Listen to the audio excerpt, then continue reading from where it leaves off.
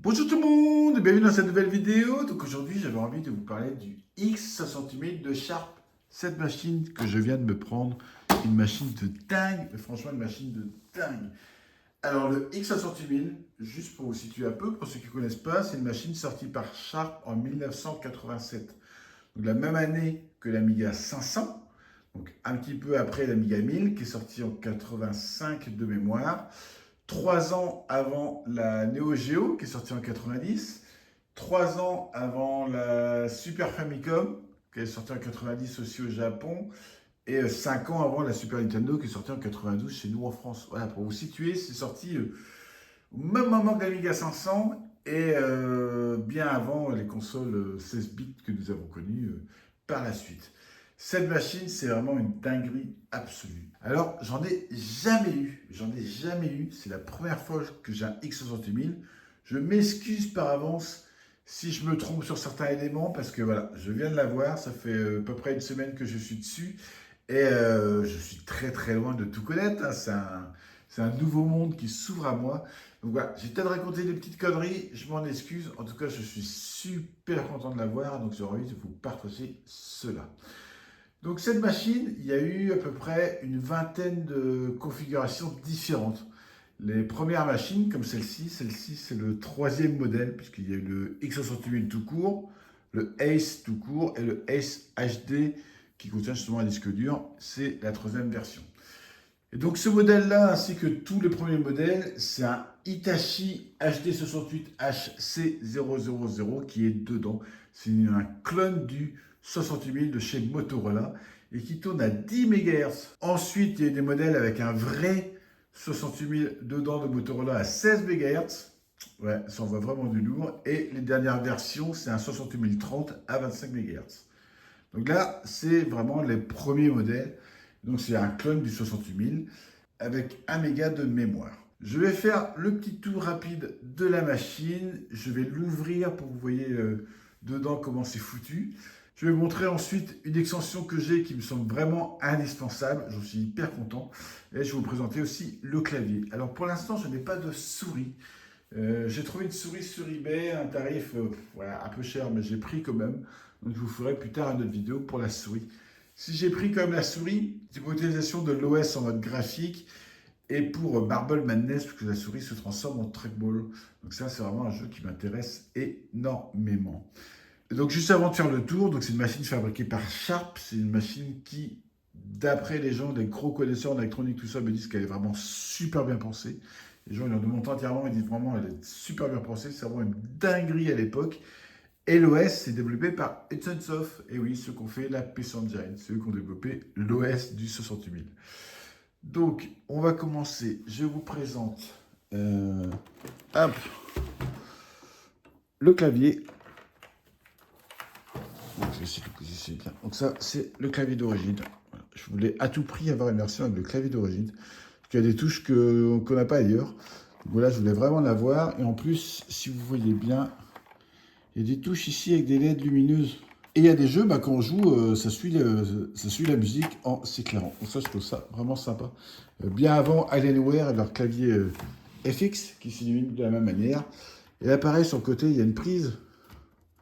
Si on veut, on peut repiquer la souris dessus. Voilà, donc pareil, bien avant Apple et ses claviers, on peut rebrancher dessus la souris. On peut piquer du côté que l'on veut. Donc, voilà pour le clavier. Maintenant, je vais vous présenter la bête. La bête, déjà, ce qui est bien foutu, je vais montrer là. Voilà, un peu lourde. Il y a une poignée. Ça, c'est chouette. Une poignée. On peut le prendre. Voilà, on prend soin de la machine, on la transporte tranquillement en tenant la poignée. On n'est pas en train de la tenir dans les bras. Je vais vous montrer la face avant. Donc la face avant, ici, on voit 68 000 avec le modèle. Ici, il y a différentes LED. Donc LED d'alimentation, disque dur. Et le timer, je ne l'ai pas utilisé. Je ne sais pas trop à quoi il sert. Ici, deux lecteurs de disquettes. Alors, lecteurs de disquettes. Ça, ce sont des disquettes HD. Et ouais, c'est des 5 pouces HD. Hop. Donc elle se glisse comme ça. Et franchement, le lecteur est super bien foutu. Elle se glisse. Et comme un manche-disque, un peu comme la PlayStation 5, si vous voulez, quand elle avale le disque, voilà, c'est comme un manche-disque. On appuie, clac, à peine, ça avale la disquette, ça la positionne bien, c'est nickel. Pour l'éjecter, on appuie sur le bouton, clic, ça éjecte tout seul la disquette. Ça, je trouve ça super classe. Surtout à l'époque, franchement, je trouve ça super classe. Ils ont fait un manche disquette. Hop. Une disquette pareil, un disquette HD à l'époque, c'est vraiment, vraiment bien foutu. Tout en bas, il y a une prise casque, une prise joystick. Donc il faut savoir que c'est compatibilité DB9 MSX. Donc toutes les manettes MSX fonctionnent dessus. Ici, on peut régler le volume, parce qu'il y a en plus il y a un haut-parleur dans la machine. On branche ici le clavier, on branche ici la souris. Sur le dessus, bouton reset et un bouton interrupt que je ne sais pas trop à quoi il sert. Là, on va faire le tour de la machine. Donc le câble d'alimentation qui est fixé dessus, ça j'aime pas trop parce que souvent les câbles d'alimentation ça a tendance à un peu s'abîmer. Heureusement il n'est pas abîmé. Donc voilà, une prise bien sûr japonaise et à brancher en 110 volts, pas en 220. Donc il faut un adaptateur 110 volts. Hop. Ici c'est l'extension, mais je vais vous la montrer tout à l'heure, avec une prise MIDI. Ça je vais vous expliquer après. Là, une télécommande, je ne sais pas trop. Ici, donc imprimante, c'est écrit dessus. Ça, stéréoscopique, je ne sais pas trop non plus. Contrôle télé. Donc là, c'est une entrée vidéo, image in, mais je n'ai pas testé. Ici, c'est la sortie vidéo en RGB. Là, il y a un port d'extension pour un disque externe. Là, il faut que je redemande parce qu'en plus, j'ai coincé la patte dedans. Ça, c'est pour un disque dur. Voilà. Ici, le bouton power. Ici, on peut sortir carrément l'alimentation pour le moniteur si on a besoin. En dessous, un port série. Donc, je me suis acheté un câble pour relier directement en port série sur le PC. Donc, je vous ferai une petite vidéo tout dessus pour vous montrer comment ça marche. Pour pouvoir transférer plus facilement sur le X60000. Entrée-sortie et le joystick numéro 2 qui est derrière. Donc, entrée vidéo, entrée audio. Voilà, c'est assez spécial comme machine. Non, je vais la laisser sur le côté, comme ça, et on va la démonter. Allez, on démonte. Il y a 4 vis ici pour l'extension. Donc voilà, les 4 vis sont enlevées, j'ouvre l'extension, et dedans, il y a ma carte. Alors c'est bien foutu, parce qu'il a mis une poignée dedans. Hop. J'éjecte la carte. Donc ça, c'est une carte d'extension qui n'est pas d'origine dans le X60000. Donc cette extension est fabriquée par Monsieur Hage. J'espère que je prononce bien, sinon tant pis, excuse-moi. Ce monsieur qui a un talent de dingue, il a créé le multi qui est dans ma borne arcade AtomicsWave. J'ai fait une vidéo dessus, donc un multi pour pouvoir injecter les jeux en ROM dans l'AtomicsWave. Et donc c'est lui qui a créé cette extension et c'est lui qui m'a vendu ce X60000. Et justement, si je l'ai pris, c'est parce qu'il a entièrement démonté, il a entièrement récapé. Il a changé tous les condos, il a revu l'alimentation entièrement, il a recalibré les lecteurs de disquettes, regraissé tout ça. Il a vraiment bichonné ce X60000 pour qu'il soit pratiquement comme neuf. Et ça, c'est vraiment super chouette. Donc voilà. Voilà pourquoi j'ai craqué. Je sais que la machine était dans un super état. Et donc ce monsieur, il a créé aussi cette extension. Cette extension permet deux choses. Elle permet donc un port MIDI pour les jeux. Donc là, on peut choisir la sortie MIDI qu'on veut. Donc soit pas de MIDI, soit les différents canaux. Extension mémoire 8 mégas, donc 8 mégas supplémentaires. Donc celui-là, il a qu'un méga par défaut, donc on va passer à 9 mégas. Si j'avais 2 mégas, je serais passé à 10 et dans une limitation de 12 maximum, si j'ai bien compris. Donc voilà sa carte, c'est une super carte. Franchement, hop. Donc ici, je ne sais pas si vous voyez bien, on va la remettre. Il y a deux ports d'extension possibles.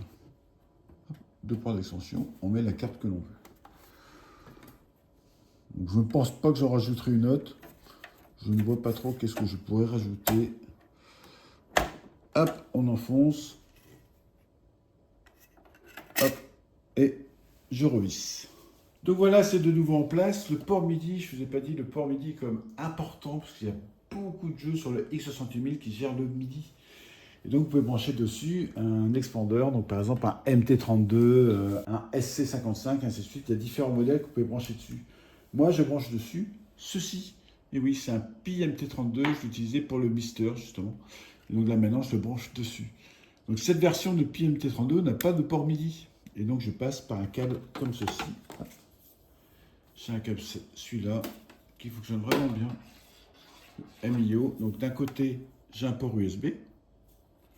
Je branche l'USB ici sur le pi. Et de l'autre côté, j'ai ça, j'ai deux embouts MIDI. Un MIDI in, un MIDI out. Je branche le in sur le out qui est ici. Et je peux profiter comme ça du MIDI. Par contre, je sors le son par le jack. Donc j'ai pas encore essayé de repasser le son par le jack et entrer ici. Moi à la place, je me suis pris un petit mélangeur de voix. Comme ça, d'un côté, je sors le son d'ici et de l'autre côté, je sors le son MIDI. Parce qu'il faut savoir que dans les jeux, il n'y a que les pistes sonores si vous voulez, qui sont en MIDI, que les musiques qui sont en MIDI. Tous les bruitages de jeu ne sont pas en MIDI, ils restent avec la sortie normale. Donc je mixe avec les deux pour avoir le son complet. Avant d'ouvrir la bête, je vais vous montrer justement aussi au niveau sortie vidéo. Il y a hop, ce petit adaptateur qui était fourni avec. Et donc ça permet de brancher ici et de sortir en VGA. Voilà. Donc en VGA, ça sort du 15 Hz ou du 31 Hz suivant les jeux. Moi je passe par un OSSC et ça fonctionne parfaitement. Voilà. L'OSSC il gère les différentes fréquences, il n'y a pas de souci. Avant d'ouvrir, il y a un point qui me paraît aussi important à vous dire, c'est que dedans, il y a une pile qui sauvegarde le BIOS. Voilà. Le BIOS est sauvegardé avec une pile, donc une batterie. Je ne sais pas trop combien de temps ça dure. Edge m'a dit ouais, ça doit durer au moins 2 mois normalement. Maintenant je ne sais pas trop. Il ne savait pas trop non plus. Voilà, c'était à la fourchette. Donc si quelqu'un a la vraie valeur, je suis preneur. Et donc si je le laisse débrancher trop longtemps, que je rallume, bah, le BIOS ne va plus reconnaître l'extension mémoire. Et ne va plus reconnaître le disque dur non plus. Il faut juste booter sur une disquette, re-régler ça, ça re-sauvegarde et ça repart. Donc lecteur de disquette, très très important. Si vous voulez acheter un X68000, prenez un avec un lecteur de disquette qui a été refait, nettoyé, calibré, tout ça. Le lecteur de disquette est indispensable. Donc là, on dévisse juste les 3 vis qui sont là. Il est assez facile à enlever ce côté-là et il est juste très, très contraignant à remettre. Vous voyez, comme je vous l'ai dit tout à l'heure, j'ai bloqué la patte quand je l'ai remis. Hop. Là, je dévisse vraiment pour vous montrer, mais aussi parce que j'ai commandé un petit accessoire qui va arriver là dans quelques instants, dans l'après-midi, pour déporter le disque dur. Pour flasher, bidouiller et puis m'amuser plus avec. Hop. Donc les 3 vis sont enlevées. Ensuite, il y a ici, c'est ici, il y a des clips. J'aimerais pas l'abîmer. Voilà. Voilà. Hop. Donc, ici, il y a un clips, un clips, un clips. Ensuite, ça coulisse tout seul. Hop. J'ai un tout petit peu de chaleur. Vous tournez juste à l'instant. Je vais juste vous le débrancher pour vous montrer. Hop. Donc ici, il y a l'alimentation avec un ventilateur que je trouve trop bruyant. Personnellement, je le trouve vraiment trop bruyant. Je pense que je vais pas tarder à en avoir un peu marre et essayer de remplacer par autre chose. Un Noctua ou un truc comme ça, voir qu'est-ce qui peut aller. J'ai regardé un peu niveau branchement, pour je suis obligé de démonter. Mais voilà, je pense que je vais remplacer le ventilo par un ventilateur vraiment plus silencieux, avec un débit d'air bien sûr correct. Je ne veux vraiment pas abîmer la machine. Ici, on voit les lecteurs. Voilà, le lecteur duo qui est ici. Et donc, l'autre extension que j'ai, c'est ceci. Voilà, ceci. Donc, ça a une carte SSI pour carte SD. Vous voyez, hop. Au lieu d'avoir un disque dur mécanique SSI, j'ai une petite carte SD qui contient voilà, l'OS avec les jeux et tout ça, les programmes, voilà, tout ce que je veux, je peux copier dessus. Hop. Donc ça, c'est chouette. J'ai plus un disque dur mécanique, j'ai SD. Donc tout ça, c'était fourni avec. Hein. J'ai vraiment récupéré comme ça. Tout bichonné avec les 2 extensions, l'extension MIDI mémoire et cette extension-là, plus le clavier, parce que je tenais vraiment un tout pour le clavier. Donc un grand merci à lui. Je ne sais pas s'il va voir cette vidéo, mais voilà, un grand merci à lui. Franchement, c'est une superbe machine. Et donc moi, si j'ai ouvert là, c'est que j'ai commandé une rallonge. Alors, ce qui me paraît un peu chaud, donc je vais essayer. Ce qui me paraît un peu chaud, c'est que c'est vraiment très bord du proche. Mais j'ai commandé une petite nappe qui va se mettre ici Alors si ça dépasse pas trop, que j'arrive à plier à peu près sans l'abîmer, je vais essayer de ressortir par l'un des côtés, je ne sais pas trop, par l'un des trous. Voilà, je vais essayer de sortir la nappe et comme ça j'aurai le lecteur de carte SD à l'extérieur et je vais pouvoir m'amuser à enlever la carte, la remettre. C'est vraiment le temps de bien bidouiller avec, de préparer l'image que je veux, voilà, d'installer le système. Enfin, j'ai vraiment envie de... Parce que là, il y a un système qui est dedans avec surtout des jeux qu'on peut lancer.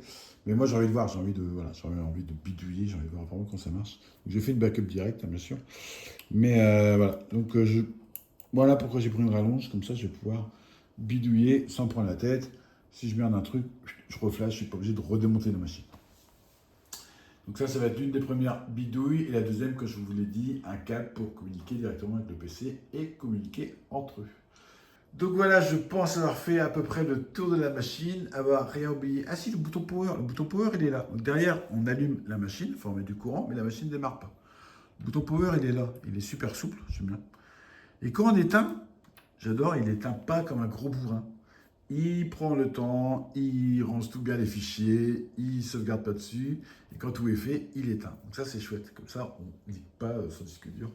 Donc ça j'ai bien aimé aussi, hein. C'est pas comme l'Amiga, ou l'Amiga quand on éteint, clac, on éteint, voilà, c'est coupé. Non, non, on appuie, il travaille tranquillement, et il s'éteint quand on a fini de travailler. Et ça c'est vraiment top. Franchement la machine est super bien pensée, là. 1987 c'est une dinguerie, hein. Franchement c'est une dinguerie, hein. En tout cas, je vais m'arrêter là pour cette première vidéo. Il faut juste savoir que cette machine a aussi servi de kit de développement pour l'arcade et c'est une machine qui est très très proche de l'arcade. Donc ça, je vais vous présenter dans une autre vidéo. Il y a des jeux cultes qui ont été développés dessus, hein, genre Bubble Bubble, Ghosts and Goblins, Street Fighter, Parodius Da, qui ont été développés dessus. Donc les versions qui sont là avec 68 000 sont des versions pixel perfect. Vraiment une dinguerie absolue. C'est pas une conversion comme sur Amiga ou des choses comme ça. Je vais vous montrer sur un petit peu un comparatif. Donc, le CPS1 par exemple de Capcom est basé sur le X68000. C'est pas exactement la même machine comme on a un peu tendance à entendre à droite à gauche, mais c'est vraiment basé dessus. Et voilà pourquoi il y a pas mal de jeux aussi CPS1 qui sont vraiment nickel sur cette machine. Donc voilà, c'est tout pour cette première vidéo. J'avais juste envie de vous présenter vraiment le côté hardware de la machine, vous présenter cette machine de dingue. Franchement, c'est une machine de dingue. Deuxième vidéo, je vais vous présenter les jeux. Forcément, je vais comparer un peu avec l'Amiga 500 qui est sorti à la même époque. Vous allez voir la différence, ça pique énormément, franchement énormément. Et après, si on a votre envie, je ferai sûrement quelques vidéos bidouilles sur quelques tutos, quelque chose voilà, à modifier avec. En tout cas, c'est tout pour cette première partie. Merci d'avoir regardé cette vidéo jusqu'au bout. Pensez à vous abonner. Et puis à bientôt. Bye bye tout le monde.